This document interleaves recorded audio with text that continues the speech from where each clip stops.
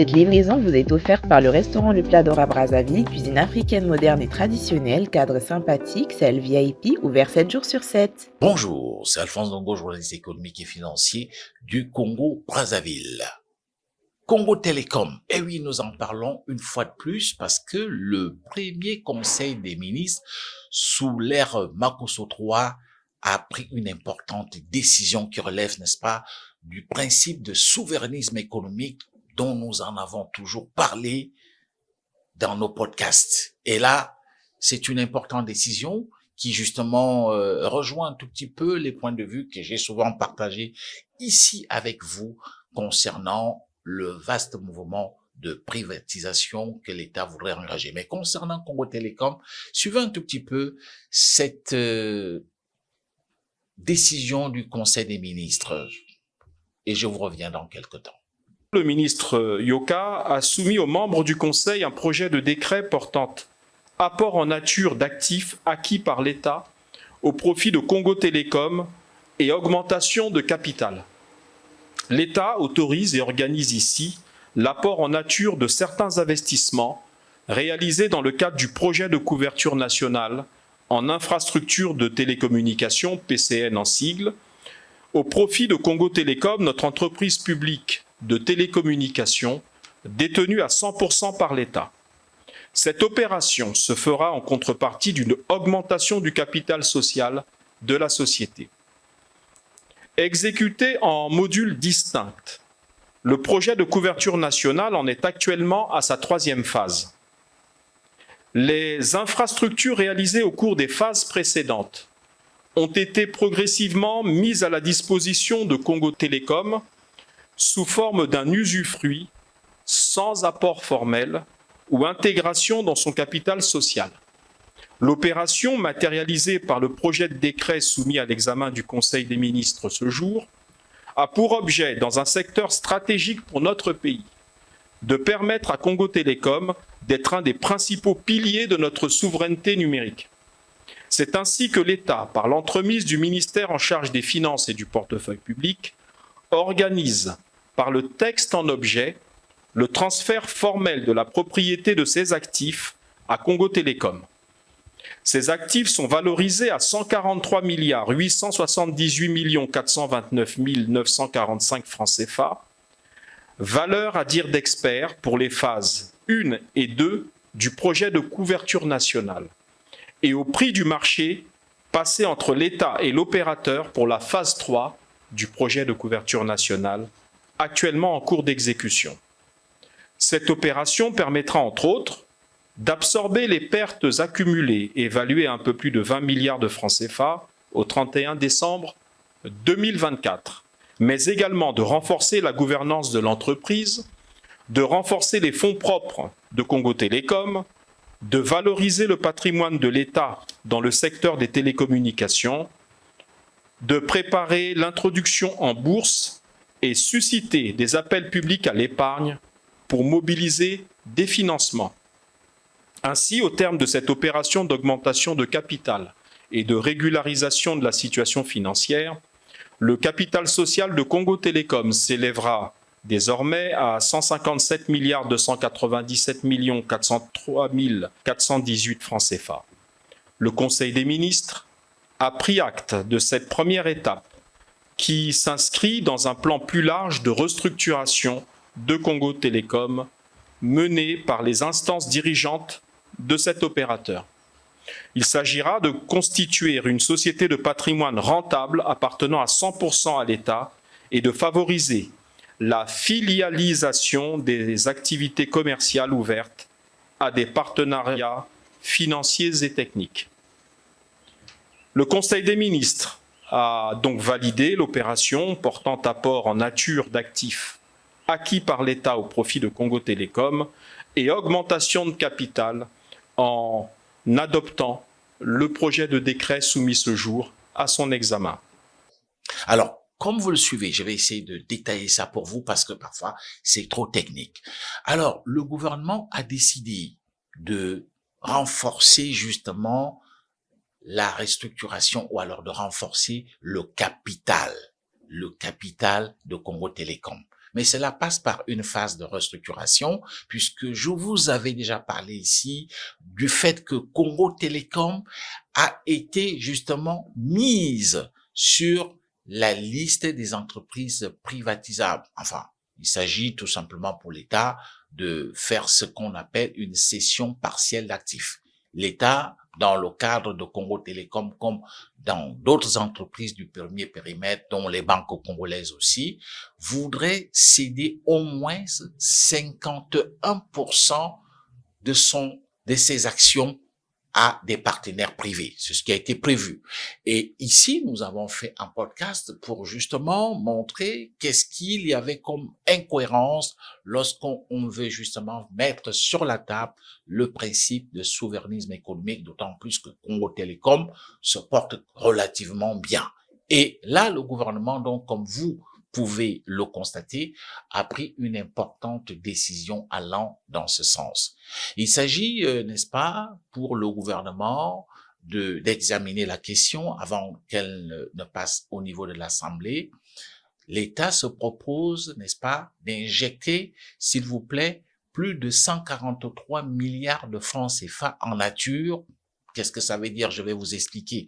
Ça signifie tout simplement que l'État, tenant compte du fait que il est question de doper les infrastructures de Congo Télécom, à travers, n'est-ce pas, les projets de couverture nationale en matière de télécommunications. Donc, l'État se charge justement de renforcer ce capital immobilier, s'il faut appeler ça ainsi pour utiliser le langage comptable.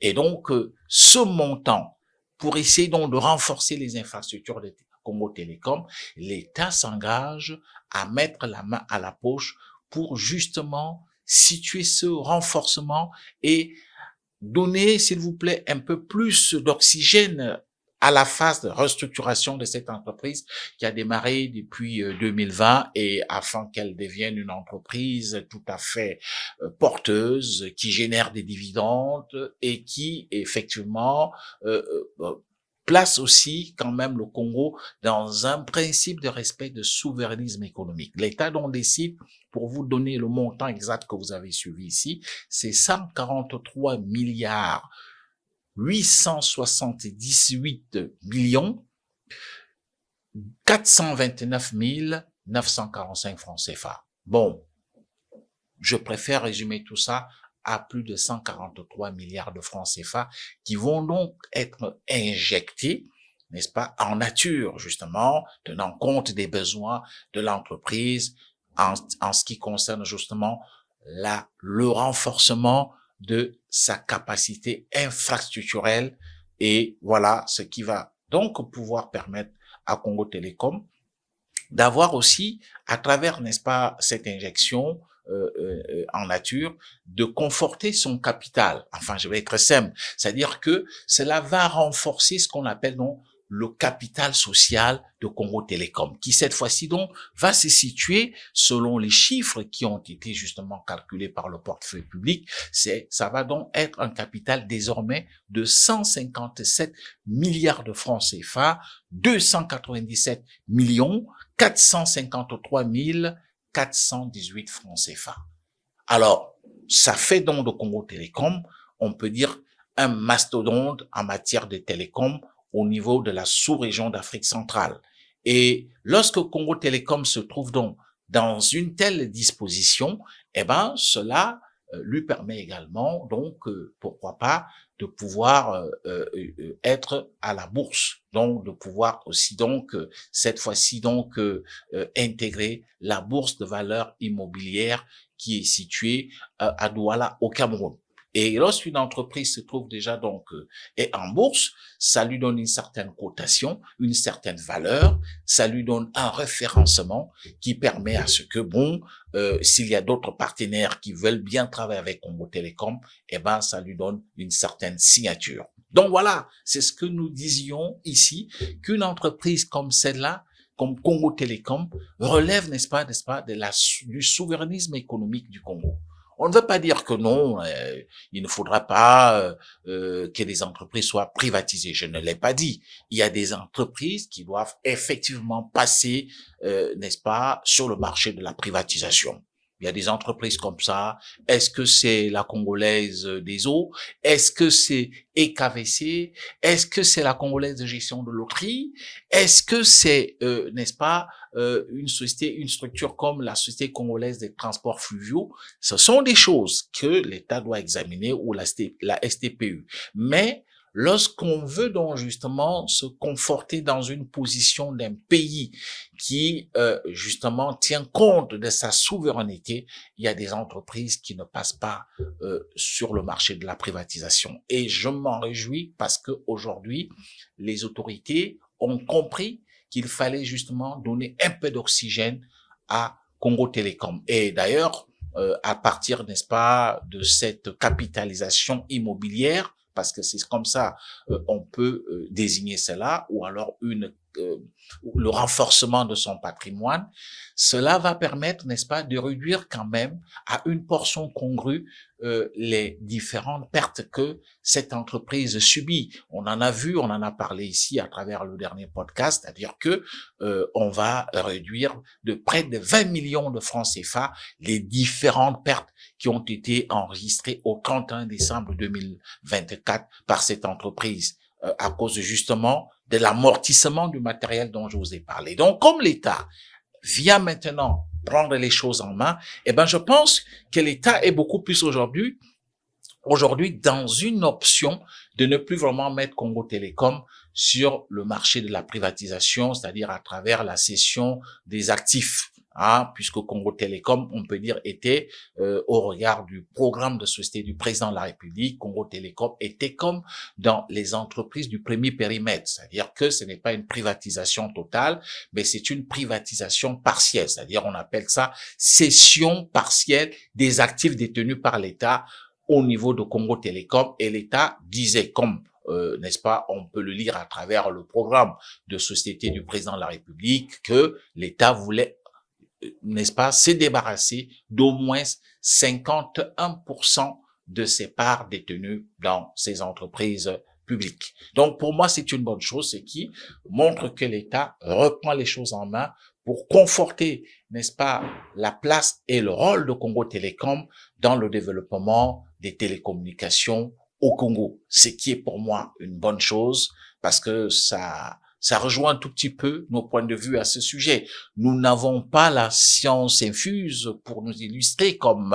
des donneurs de leçons ou comme des gens qui sont érudits et qui connaissent tout. Non, je ne suis pas professeur connaît tout, mais au moins on essaie à travers nos informations, fouiller, faire des benchmarks, faire, n'est-ce pas, des comparaisons, attirer l'attention des décideurs sur certains sujets, parce que nous discutons avec des personnes, pas seulement qui sont sur place, mais il y a d'autres personnes qui sont à l'extérieur du Congo, qui suivent ces questions de près et qui parfois peuvent être pour nous des personnes ressources avec lesquelles nous échangeons. Et je pense, il faut le reconnaître, c'est une bonne décision, ce qui signifie que, par conséquent, Congo Télécom sort donc du marché de la privatisation comme cela a été prévu dans le programme de société du président de la République.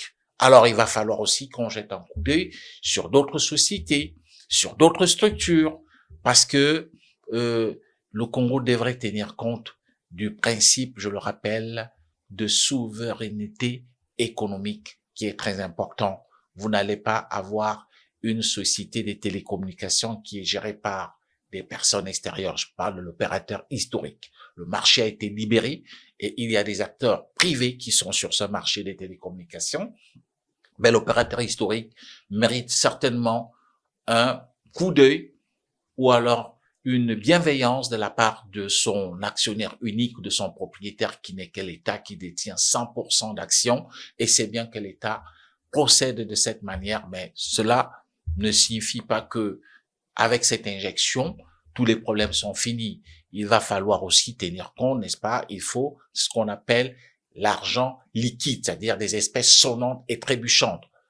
Congo Télécom en a besoin, et en même temps, l'État devrait lui faire certains allègements fiscaux pour que la société puisse justement rentabiliser ces investissements qui sont justement injectés par l'État afin de conforter le rôle et la place de Congo Télécom, non seulement au Congo, mais aussi bientôt, pourquoi pas, au niveau de la bourse de valeurs immobilières à Douala au Cameroun, ce qui serait une chose extraordinaire. Alphonse Ndongo, journaliste économique et financier du Congo-Brazzaville, je vous prie, n'est-ce pas, de vous abonner sur notre chaîne Alphonse Ndongo TV pour être davantage informé sur tout ce qui a trait à l'économie, aux finances, au commerce et qu'en sais-je encore. À très bientôt. Cette livraison vous a été offerte par le restaurant Le Plat d'Or à Brazzaville, cuisine africaine moderne et traditionnelle, cadre sympathique, salle VIP, ouvert 7 jours sur 7.